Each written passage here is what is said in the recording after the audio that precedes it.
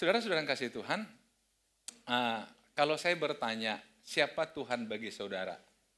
Saudara, kira-kira apa yang saudara ingin katakan pada saya? Siapa Tuhan? Juru selamat? Siapa lagi? Siapa Tuhan bagi saudara? Seringkali orang memang kalau katakan siapa Tuhan itu, kita menyampaikan sesuatu sifatnya umumnya. Siapa dia? Tetapi kalau bagi saudara, siapa Tuhan itu? Itu berarti menyangkut hubungan personal. Bukan apa kata orang, tapi apa kata saya. Raja Daud misalnya, dia menggunakan banyak istilah untuk Tuhan. Dia katakan Tuhan gembalaku, Tuhan gunung batuku, Tuhan kota bentengku, Tuhan terangku, Tuhan keselamatanku, Tuhan penyembuhku, apalagi? Ada banyak kalau saudara pelajari. Artinya apa? Dia sedang mengungkapkan Tuhan sesuai dengan apa yang dia rasakan tentang Tuhan. Tentang kedekatan dia dengan Tuhan. Tentang bagaimana Tuhan melakukan sesuatu bagi dia. Jadi kalau kembali saya tanya, siapa Tuhan bagi saudara? Harusnya adalah, coba saudara ingat ke belakang. Apa yang Tuhan pernah kerjakan, lakukan dalam hidup saudara. Itulah Tuhan bagi saudara. Kalau saudara nggak merasakan apa-apa, pasti saudara akan menyangkali dia Tuhan. Saudara katakan nggak ada apa-apa bagi saya Tuhan itu. Buktinya saya nggak ini, saya nggak itu. Nah karena itu saudara, hari ini saya ingin ajak kita mencoba untuk belajar dari Alkitab tentang mencari Tuhan. Ya mencari Tuhan. Jangan katakan, memang Tuhan hilang. Enggak, arahnya bukan ke sana. Bukan mencari karena Tuhan hilang. Cuma kita nggak tahu ada Tuhan, itu aja. Makanya cari Tuhan. Saya ingin ajak kita baca dalam Yesaya pasal 55 ayat 5 dan 6. Ini firman Tuhan kepada orang Israel. Saudara tahu, ketika firman ini disampaikan Yesaya, Israel waktu itu sedang tidak baik-baik saja. Karena apa? Mereka satu bangsa yang walaupun dikatakan umat pilihan Allah, tapi mereka ada di bawah bayang-bayang satu kerajaan besar namanya Assyria.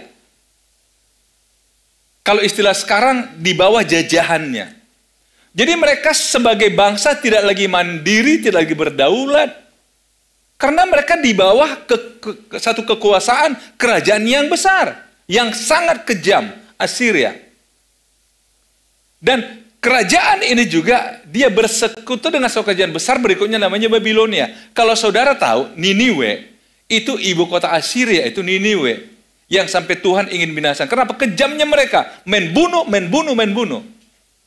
Sehingga waktu itu orang Israel seperti kehilangan pegangan dalam hidup, kehilangan harapan. Soalnya mereka katakan, lah kita kan punya Tuhan, tapi kok begini kondisi kita? Kok kita kayaknya nggak bebas? Kok kita dalam ketakutan? Kok kita tidak merdeka? Bukankah hal juga terjadi bagi umat Kristen yang mengaku punya Tuhan, tapi merasa nggak merdeka, hidup dalam tekanan, dalam intimidasi? Kenapa bisa begitu?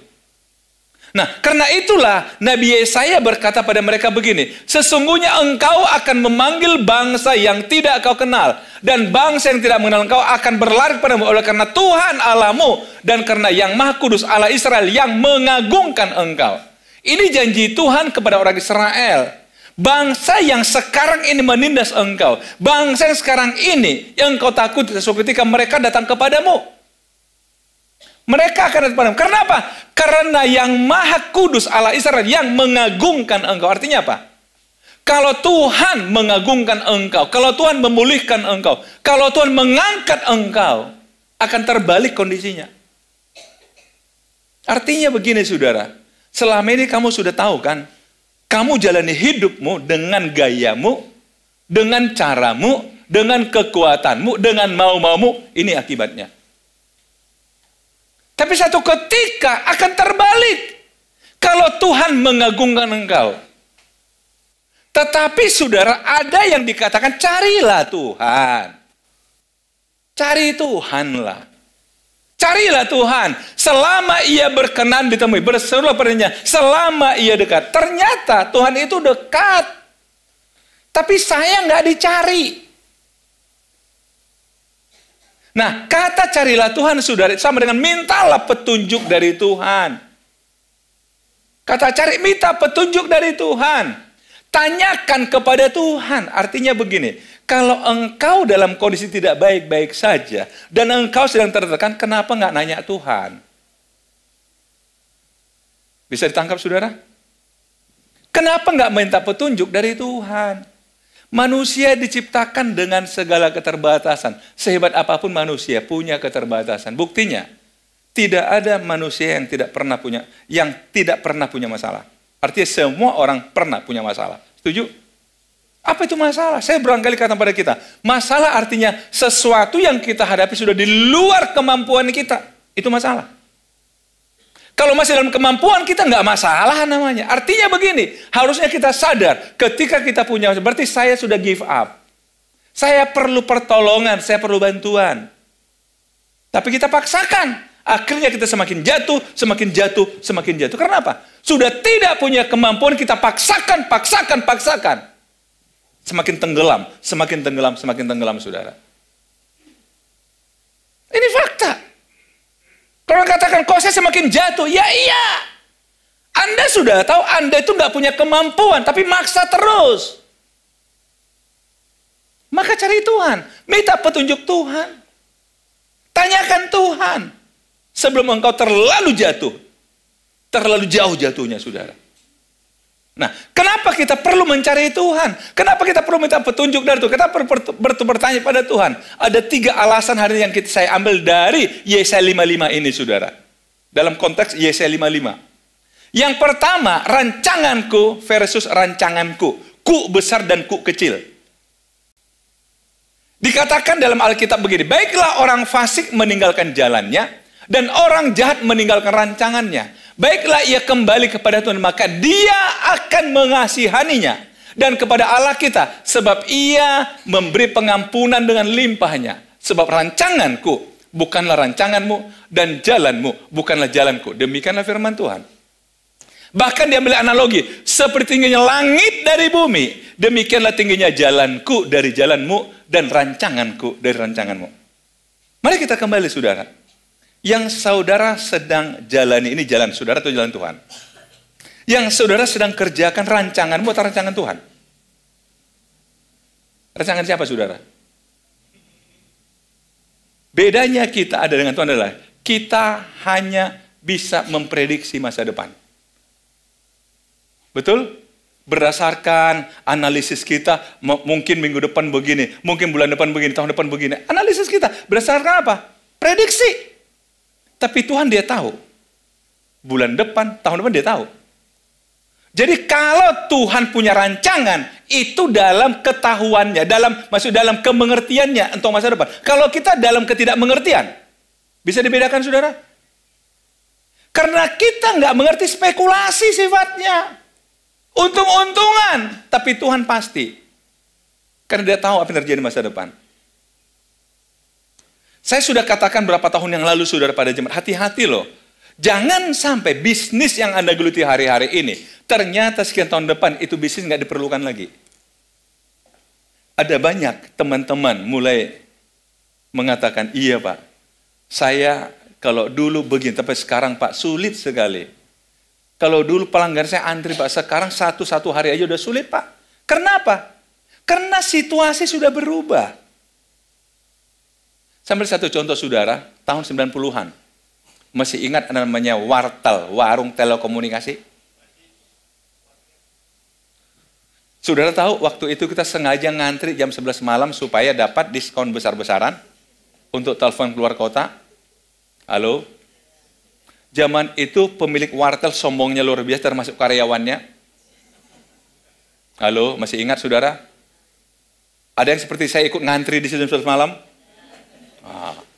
Sekarang di mana dia? Hilang. Itu baru satu contoh. Saudara masih ingat pertama kali saudara punya handphone mereknya apa? Kalau bukan Nokia, serasa bukan handphone, mainan. Kata kita waktu itu. Betul? Sekarang di mana Nokia? Itu prediksi manusia, kan? Ini hanya satu perbandingan, analogi aja, saudara. Siapa yang tahu terjadi bulan depan, saudara? Kemajuan zaman begitu luar biasa. Begitu luar biasa. Tapi saudara tahu, kalau kita kembali ke Alkitab, saudara, Tuhan ngasih tahu rancangannya kepada Nuh misalnya. kau buat perahu nanti di atas gunung ya. Siapa mau ikut investasi buat perahu di atas gunung? Nggak ada yang mau. Orang katakan, Nuh gila lu, buat kapal kok di atas gunung. Yang benar aja Nuh, anak Tuhan kadang-kadang jadi begini ya, aneh-aneh. Tapi faktanya begitu air bah turun, orang katakan, Nuh ikut dong, oh maaf, full. Itu prediksi manusia dan prediksi Tuhan, saudara. Makanya hati-hati. Yang saudara jalani rancangan siapa? Yang saudara jalani jalan siapa? Ayo tanya Tuhan.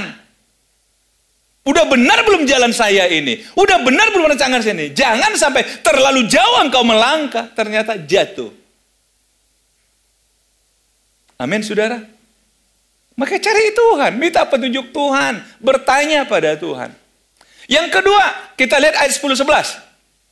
Sebab seperti hujan dan salju turun dari langit dan tidak kembali ke situ, melainkan mengairi bumi, membuatnya subur dan menumbuhkan tumbuh-tumbuhan, memberikan benih kepada penabur dan roti kepada orang yang mau makan. Demikianlah, jadi analogi diambil hujan dan salju. Demikianlah firmanku yang keluar dari mulutku, ia tidak akan kembali kepadaku dengan sia-sia, tetapi ia akan melaksanakan apa yang ku kehendaki dan akan berhasil dalam apa yang ku suruhkan kepadanya. Firmanku, saudara-saudara, firmanku tidak sia-sia.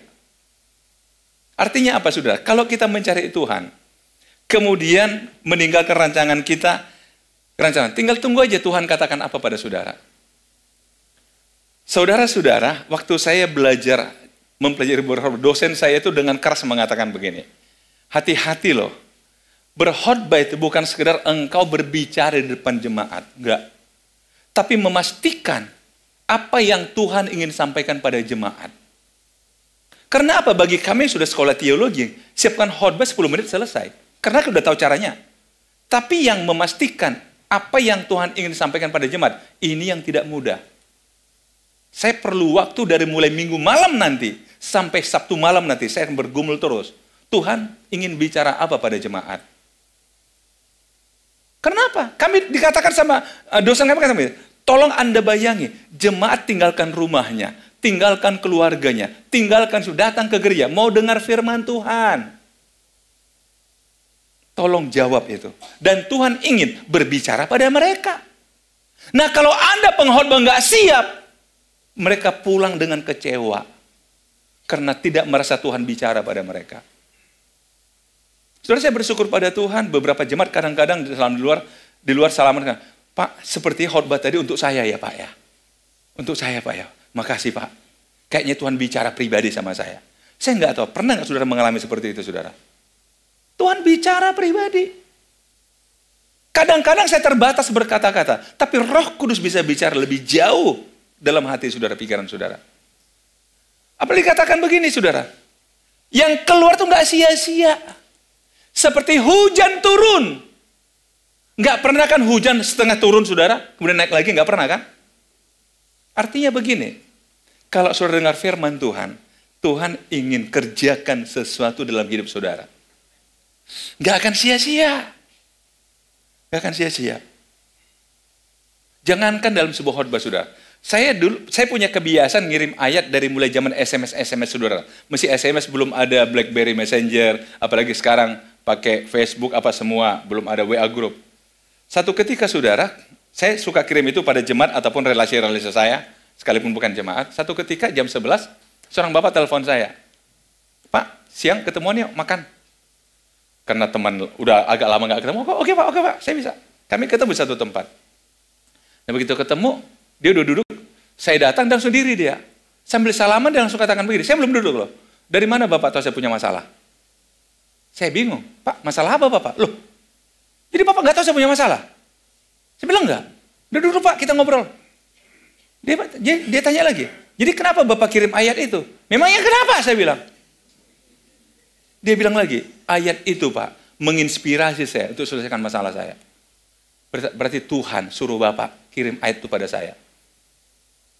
Saudara-saudara, jangan pernah sepele dengan firman Allah. Karena itu saya ingin katakan pada saudara, Kalau sudah datang ke gereja, saudara itu tinggalkan rumah, tinggalkan keluarga, datang ke gereja, dengar baik-baik firman Tuhan. Karena Tuhan ingin mengerjakan sesuatu dalam diri saudara. Enggak kebetulan saudara. Sekali lagi, Tuhan ingin mengerjakan kehendaknya dalam hidup saudara. Amin saudara. Mari buka hati dengar firman Allah. Tidak sia-sia firman Allah. Dia ingin kerjakan satu. Nah, katakanlah saudara kan datang sekarang mencari Tuhan di tempat ini. Nah, Tuhan ingin katakan satu pada saudara. Kan nyambung. Tuhan mau kasih nasihat pada saudara. Kan nyambung. Akhirnya saudara pulang itu happy. Saudara kata, aduh, puji Tuhan hari ini syukur saya datang kepada Tuhan. Syukur saya ibadah. Saya pulang rasanya, aduh, ada inspirasi baru bagi saya. Tuhan terangi hati saya, pikiran saya. Akibatnya apa terjadi saudara? Lihat di yang ketiga ini. Ayat 12-13. Sungguh kamu akan berangkat dengan sukacita dan akan dihantarkan dengan damai. Jadi pulang dari gereja sukacita dan damai. Amin saudara. Karena apa? Saudara datang pada Tuhan. Tuhan sudah bicara pada saudara. Tuhan sudah lakukan sesuatu dalam hidup saudara. Pulang dengan sukacita. Pulang dengan damai. Seharusnya begitu. Kalau ada orang datang ke gereja masalah 2, pulang jadi 3, ada masalah.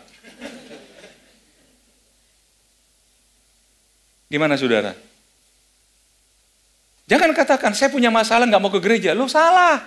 Justru karena punya masalah, minta nasihat dari Tuhan. Minta petunjuk dari Tuhan. Mungkin di gereja masalah belum selesai, tapi tiba-tiba saudara dapat inspirasi dari Roh Kudus. Kemudian, oh iya begini ya, oh begini, aduh. Dia sudah pulang dengan damai, dengan sukacita. Nah, kalau orang sudah damai, kalau orang sudah sukacita, perhatikan. Gunung-gunung serta bukit-bukit akan bergembira dan bersorak-sorai di depanmu. Dan segala pohon-pohonan di padang akan bertepuk tangan. Jadi kalau kita sedang happy, sedang sukacita, sedang damai, lihat apapun rasanya mereka bersahabat sama kita. Lihat pohon dia ditiup angin, aduh tepuk tangan. Rasanya pohon tepuk tangan untuk saya ya. Tapi coba kalau saudara sedang galau, orang senyum pun salah. Jangan saudara kelewatan tembok, kesandung, tembok pun saudara tendang. Yang salah bukan di tembok, tapi emosi saudara sedang bermasalah.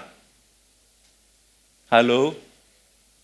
Pastikan siang ini saudara pulang dengan damai.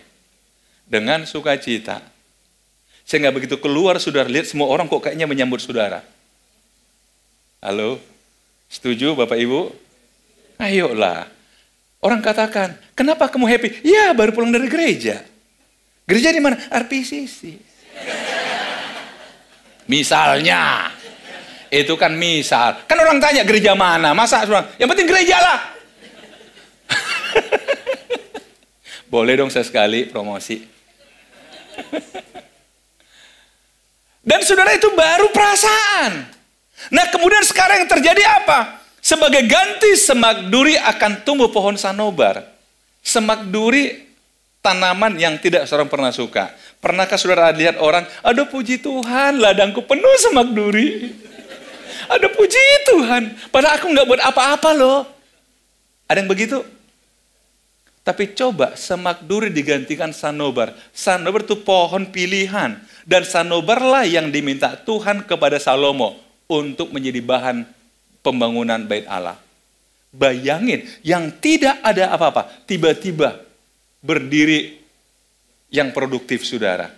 Bisnis saudara yang tadinya begini, nggak tahu, rasanya saudara lihat juga malas. Tapi tiba-tiba Tuhan buat berhasil. Gimana saudara? Halo? Ya saudara kata nggak ada harapan. Tiba-tiba Tuhan buka jalan. Yang tadi saudara malas lihat bisnis saudara. Tapi sekarang setiap hari pengen lihat. Kenapa semak duri berganti dengan sanobar? Nggak berhenti di situ saudara. Ini khusus untuk ibu-ibu nih, lihat ini. Dan sebagai ganti kecubung akan tumbuh pohon murad. Kecubung ini sejenis bunga tapi yang beracun. Murad itu bahan baku untuk kosmetik. Bayangin. Yang tadinya kecubung tanaman beracun menjadi alat-alat kosmetik saudara. Saya katakan ibu-ibu, yang tadinya ibu-ibu wajahnya seperti kecubung. Tapi tiba-tiba pulang gereja seperti baru pulang dari salon, make up, ceria semua. Gimana saudara? Halo? Jadi tolong bapak-bapak, kalau ibu akan coba katakan, kayak kecubung kau. Ya, kayak kecubung kau kulihat. Obahlah jadi murad. Pasti dia bilang, biayai dong. Halo, masih ingat saudara, kalau ada pria mengatakan, saya lebih suka kamu tampil apa adanya. Percaya ibu-ibu? Kenapa? Di baliknya itu ada apa? Nggak mau keluar untuk perawatan gitu ya? Tapi itu urusan rumah tangga saudara lah, saya nggak mau campur. Tapi coba saudara bayangin. Artinya apa? Yang teladang kita adanya Semak Duri, Kecubung. Tiba-tiba ada Murad di sana, ada Sanobar di sana. Kalau orang mencari Tuhan. Amin saudara. Jadi sebetulnya persoalan kita adalah kita belum ketemu Tuhan. Kita belum ketemu Tuhan. Kalau ketemu Tuhan, 3 tadi dikatakan. Caranya apa? Ayo tinggalin rancanganmu. Kemudian dengar Tuhan berfirman padamu, apa kata Tuhan? Dan baru terjadi hal ini saudara. Dan jangan lupa, Tuhan katakan apa? Itu dan itu akan terjadi sebagai kemasuran bagi Tuhan. Artinya apa? Tuhan berkepentingan memberkati saudara.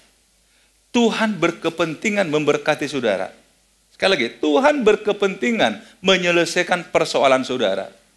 Untuk kemasuran nama Tuhan. Karena apa? Karena Tuhan tidak mau anak-anaknya itu susah. Siapa sih orang tua yang bisa tahan melihat anaknya menderita? Bukankah kita orang tua kalau anak kita sakit rasa-rasanya Tuhan biarlah aku menggantikan dia?